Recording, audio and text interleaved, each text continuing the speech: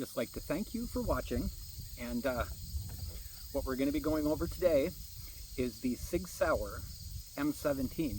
Now, of course, this is a model of the P320, but there is some differences between the M17 and the standard P320 M17.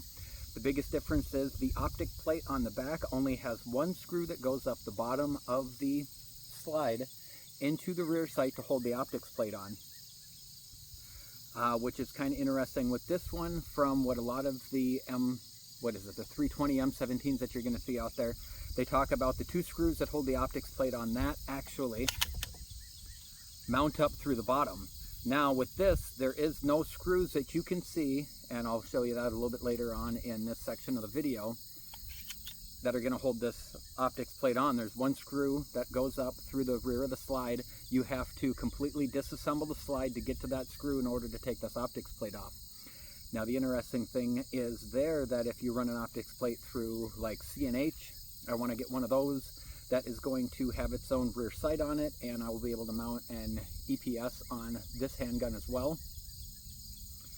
I got to do some more research on them and see if they have a screw system that goes up into the rear sight to hold that plate on, and then you'll have another screw, two screws, to hold the optic onto the slide. Today we're just basically going to be going over the features of the handguns and not so much any optics mounting at this time. Now to compare the M17, I am going to be using a Springfield Echelon. This, of course, is completely set up with I believe it's a 5.3-inch threaded barrel on it. It also has an TLR1 by Streamlight HL model, and this, of course, has an EPS on it. Now, I'm also going to be comparing the M17 to the contract loser, one of the Smith & Wesson M&P 2.0. This is a 5-inch model. This model actually lost out. It did include a manual safety, which was one of their features, but it did not include an optics cut. I think that's why this one did lose. Later on, M&P will offer the optics cut on this platform, but it also is going to incorporate these dragon scale looking slide serrations to the front as well. I think that is a huge win for them. This is not a very easy slide to rack with just these small little serrations here. When I rack it, I always rack it from the rear. I will say for these three handguns, the lightest slide, the recoil slide on, recoil spring I should say, is going to be on the M17, and then a fairly stiffer spring is on the M&P 2.0. And an unfair comparison, because this has got probably one of the heaviest recoil springs on it, but I put an aftermarket guide rod and spring in this because of these three handguns from factory, this Echelon here, which this is an HS product imported by Springfield Armory. This is a Croatian manufactured handgun. They make some great firearms. HS product does. I've got their Echelon, I have their HD line, a lot of their XD, I should say, not HD. XD handguns. I've got a lot of their XD handguns. I've got an actual video on that. And I have their VHS2, which Springfield decided to call that the Hellion, and that's basically not a favorite among the, seems like, the firearm enthusiasts, but I do have their 20-inch bullpup 5.56 rifle also. But let's get back to the handguns here. Now, this has got a lot of negative press, and I'm going to kind of show you what I think a lot of the issues might be with this handgun. Now, all of these handguns, I do not have any loaded magazines in them whatsoever. So, there's no ammo in any of these. And what I want to show you here, basic disassembly, that slide just peels right off without having to dry fire it. And that, of course, is the M17. The Echelon has got an incredibly stiff disc takedown lever, but of course it slides right off without any issues. Now, let's get to this little guy. Slide him back. He's actually got a key that comes out of the bottom, and I don't know if you can see this. I'll try to show you it there is a pin here. It is a little yellow lever in there that you pull down, and then when you go to do a disassembly on this, it slides right off. Now, I can show you better now. This is the little disassembly lever here. You take the tool out of the back, which also coincidentally, how loose that is now, you can take your back straps off when you remove this key. And that is, I think, one of the features of this handgun, which I really like, which, the M&P here, when you take the back strap off, this is the medium back strap on it. And as you can see, it completely covers not only your grip on the back, but your palm swells as well. I think that is a really smart feature that they did on that. Now, this handgun, of course, has an entire chassis system. This actually is a serial numbered part, the entire chassis inside this grip, so you can change out the grips just like you can with the P320 M17 series of handguns. Now, what I want to show you with the slides is, as you can see, you've got your recoil spring here, but what you've got for workings up here, you basically have a striker that sits inside a sleeve and your firing pin safety right there, which is going to be enacted by a little piece that comes up when you're drawing the handgun back. Now, that will be no different than you see the exact same system on the Echelon, which I think is what a lot of your handgun, striker-fired handguns are going to be using. And again, what they've got is a piece that's going to ride up over top, and that will push that away so the firearm will actual fire. Now, you can see the difference on the M17 or the 320s. There is a whole bunch of different pieces that go in there that are going to interact with a lot of different components that are going to be inside these handguns. I mean, you start looking at the differences between these three models here, and you can see side by side the subtle differences in what actually makes up these fire control units in here in order to drop the striker so the handgun will fire. And with that being said, I mean, just the simplicity of Smith & Wesson's 2.0 design. I mean, that, I don't think that handgun, where's the magazine at? Now, putting the magazine in will actually push that disassembly lever back. You can lock her back in real easy with that. Take her back out, and now she's ready to go. The Echelon is a little bit different from that. There is no pin in order to work with. You can just slide it all the way to the rear, lock the slide, slap it back in position, and now that's ready to fire. Now this, if you read SIG's manual, it will tell you to lock the action back, rotate it up, and as you can see, I don't know if it's actually, okay, it did. Sometimes the guide rod does not want to follow its track back in there, but that one did with no problem. Now, what I want to talk about on this is, according to SIG Sauer's manual, again, you want to lock this to the rear when you rotate that down. That is going to drop this striker system down out of the way so you can do that, and you're also going to see inside this handgun, which I don't know if you can from this camera distance, but inside this handgun there is a little piece that if you rotate this back into position and then you push that up, you will hear a noticeable click. What that is this entire block assembly is now sliding back forward and allowing the striker system to come back up to engage your slide. Now you can hear an audible click as when you go to take the disassembly lever down, you rotate that and that will push it out of the way.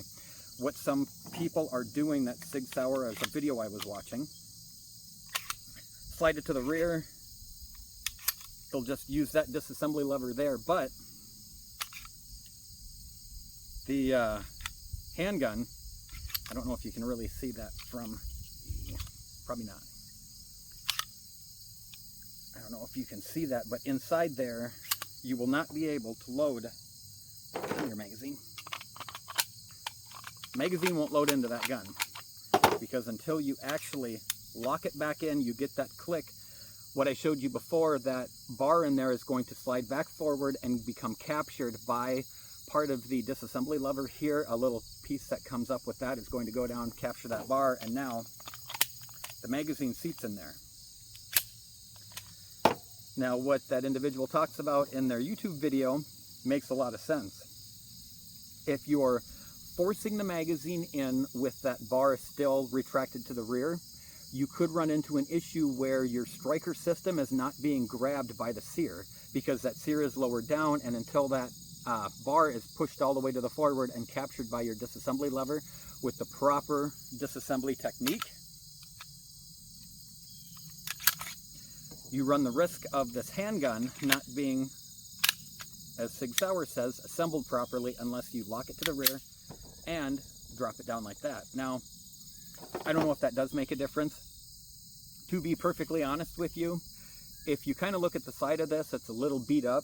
What I've been doing is taking this handgun, not loaded, but racked, make sure the striker is in there with a magazine seated, and I've been throwing this up and down my range to see if when I go to pick it back up, if the actual trigger is dead.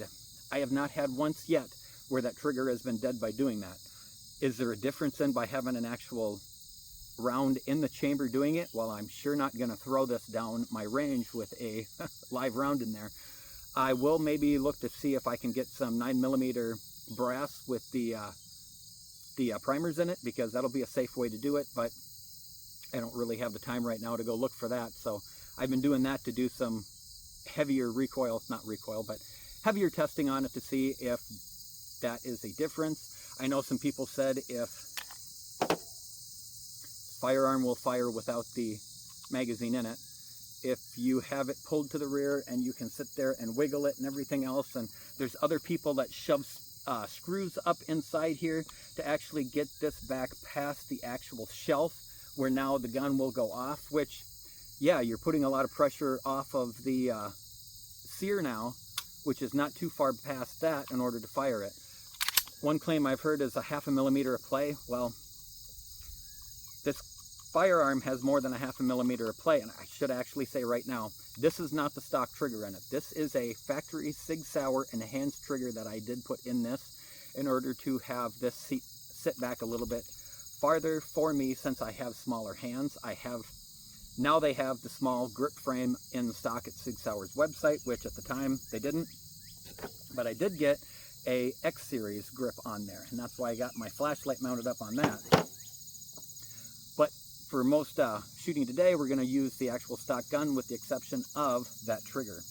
Now, with all that being said, I guess let's get to the shooting portion of this video, because I've pretty much gone over the differences on the M17. Now, this is the actual commercial variant of the M17. Of course, it doesn't have all the FDE controls on it, the safety and the, and I actually should kind of show you too that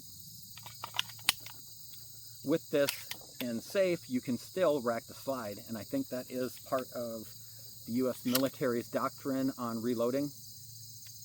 I don't know why, you just saw that there. Sometimes when I go to like lightly let it go forward, the pistol doesn't go 100% into battery. Now that's being gentle, going back and forth. Now with actual firing, the rapid, violent motions of the slide going back and forth, I haven't had any out of battery detonations or anything like that. I have shot about 100 rounds through this gun right now. As I mentioned, no issues with it. Now, I have not shot the M&P near as much as I probably should have. I've had this handgun since the MHS contract was going on. The actual case this comes in, it actually has a spot for the threaded barrel, which I think was actually kind of put forth the contract trials, which, of course, as I mentioned, it didn't make it through the contract. The SIG did win. And the Echelon hadn't even been brought to the shores of the United States at that point. I'm not even sure if the Echelon was even in development at that point. It is kind of interesting, a video I was watching on HS Product, though. The sales of the XD handgun actually paid for the development of the entire VHS program, which is now one of Croatia's battle rifle, and they've actually, well, assault rifle, if you will, not a battle rifle, it's a 5.56, not a 308. But that is actually, the entire sales of that handgun here in the US, the XD format alone, paid for that, which is pretty astounding, because You see a lot of other handgun manufacturers on there and you wonder what pays for their R&D for like other firearms. Take Glock for instance. They've came out with a Generation 1 all the way up to a Generation 5. I think they have a rifle now that has been submitted to different contracts, which is an AR-15, but we will probably never see that for civilian sale here, let alone probably in this country at all. So disappointing itself, but yes. But with all that being said, let's go ahead and get into some chronographing of these handguns and see if there is any difference between a 5.3, 5-inch, and a 4.7-inch barrel. That will be coming up next.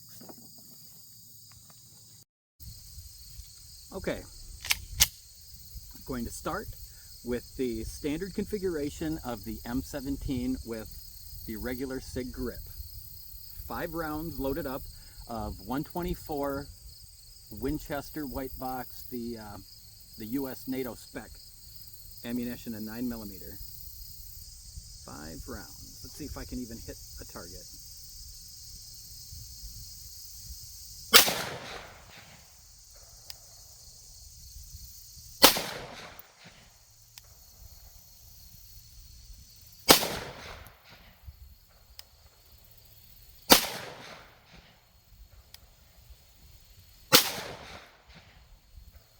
Slide lock back, got 5 captures on the Garmin Zero Pro. Gonna go ahead and go to the next handgun, which will be the Smith & Wesson M&P 2.0. Gonna go ahead and reload that, and that'll be coming up next.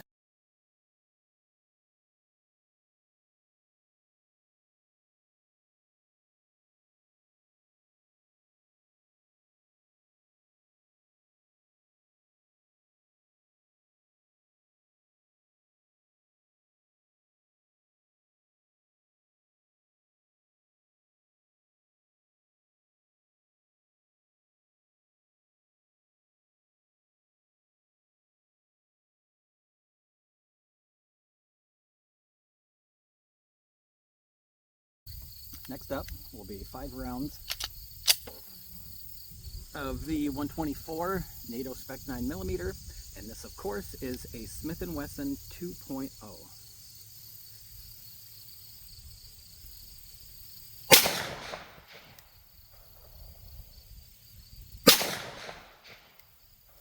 And we have a failure to extract.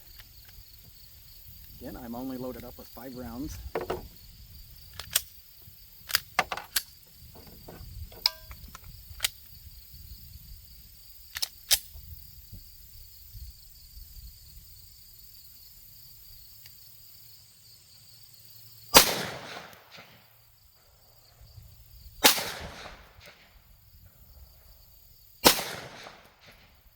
The other 4 extracted nice. We did have 1 failure to extract, but I'm going to go ahead and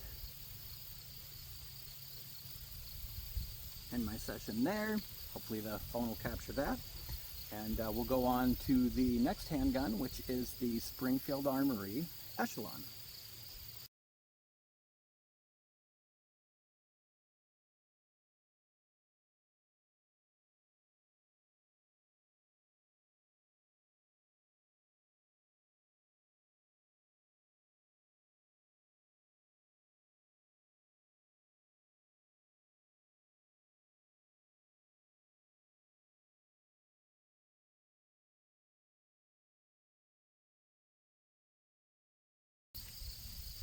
Okay, load up the Echelon, and 5 rounds out of this guy.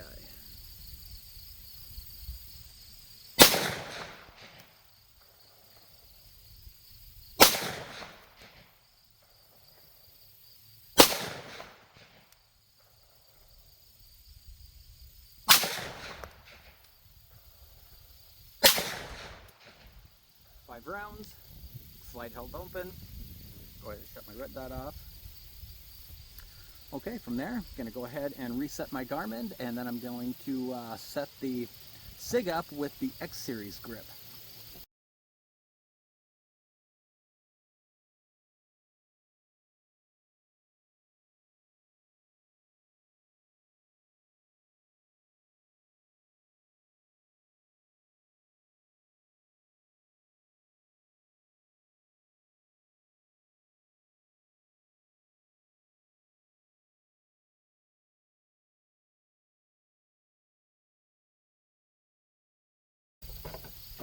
Now, in order to set up your SIG, you're going to want to go and rotate the disassembly lever, slide that off, and then just pull your little lever out like that.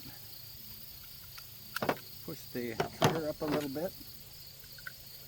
Slide the new assembly into your new frame. That's where it gets a little dicey getting this lever to go back in. Clicks in, rotate that back down, take your slide back on. Remember to go ahead and lock that safe back, the slide stop I should say back, rotate it over, safety's on, magazine is in. Now coming up next, we're going to go ahead and shoot it with the X series grip on it.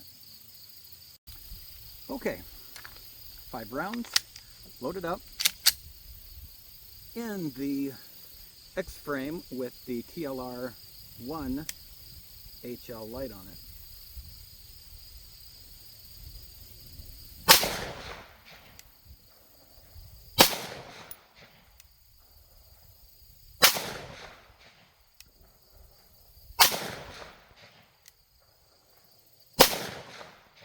Rounds, no problem. Go ahead and lock that back, take the magazine out. And I'm going to go ahead and reset the Garmin so I'll be able to have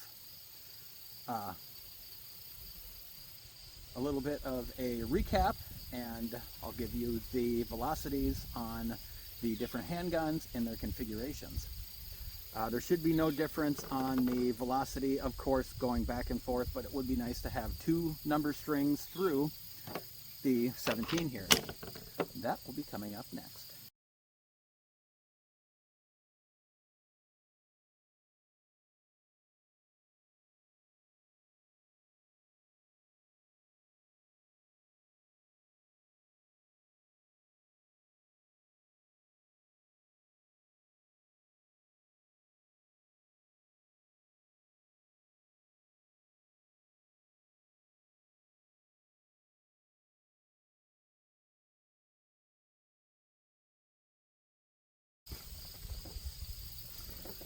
Okay, hopefully we got some really good video on the different handguns here. Of course, this is the M17 set up with the X frame on it. This is the original frame. The M17 model does run off of a 17 round magazine, let me say that.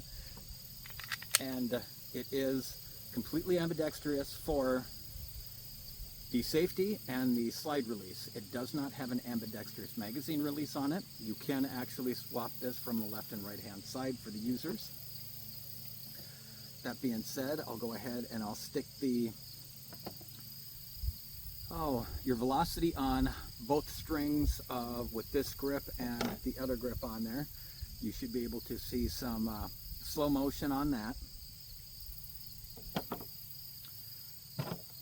Next up after that was the M&P 2.0. Now this one is the same kind of a setup. You've got ambidextrous slide stop, slide release, and safety on here. And of course this is as well 17 round magazine.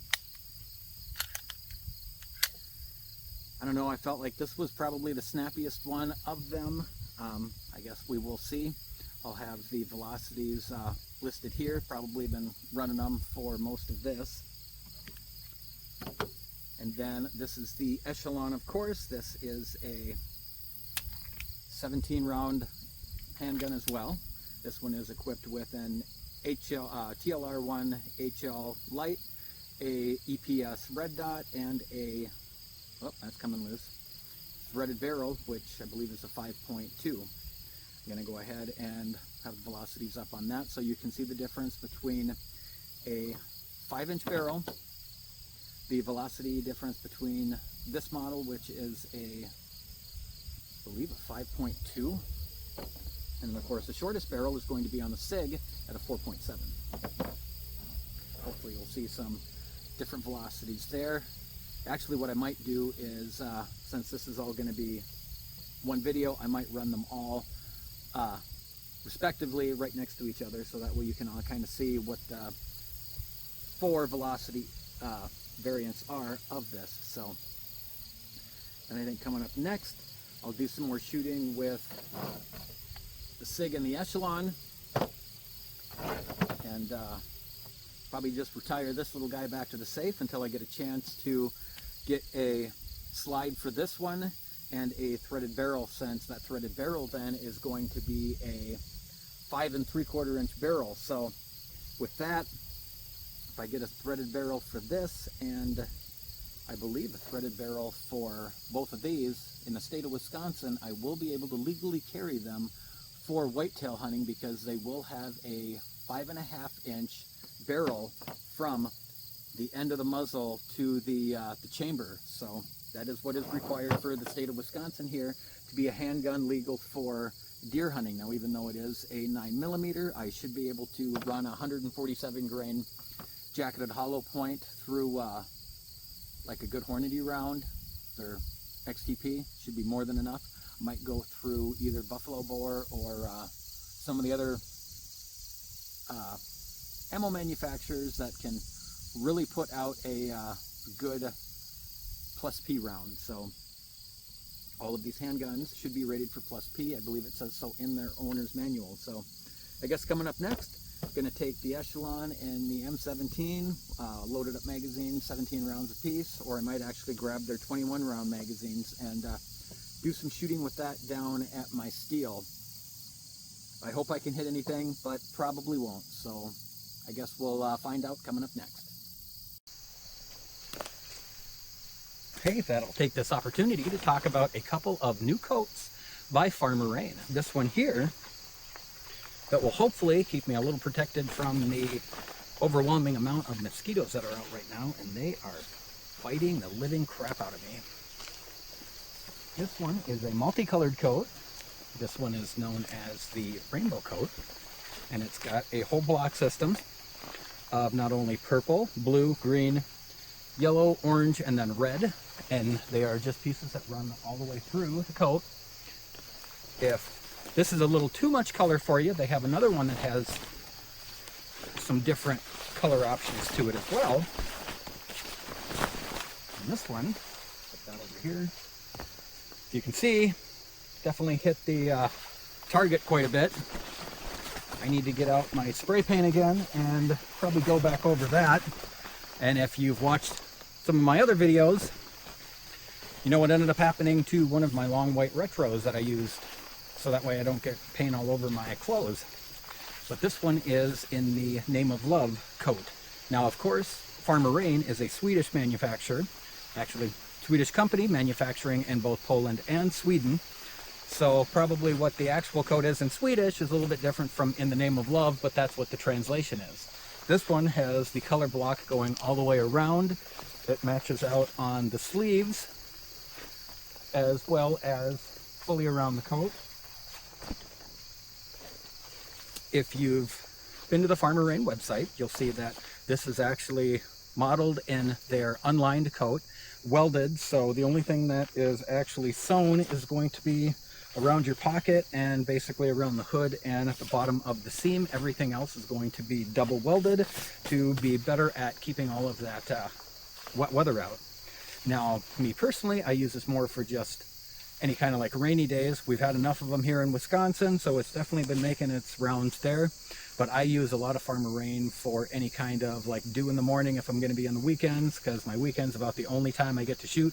Otherwise, like a day like today, I have some PTO at